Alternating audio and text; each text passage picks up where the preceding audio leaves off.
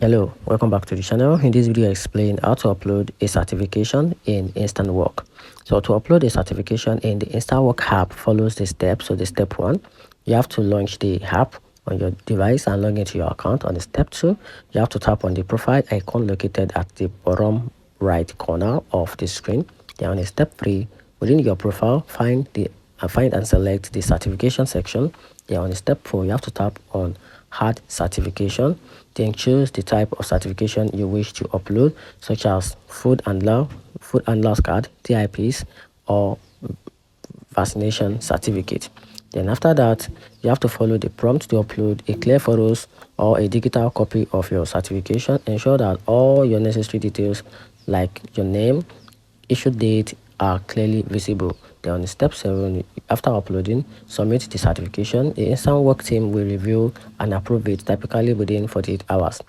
Uploading the relevant certifications enhance your profile and may qualify you for a broader range of shifts. For example, a food handler card is often required for roles involving food preparation, while TIPS certification is necessary for positions serving alcohol. Additionally, uploading your vaccination certificate can make you eligible for certain shifts that requires proof of vaccination. And that's it.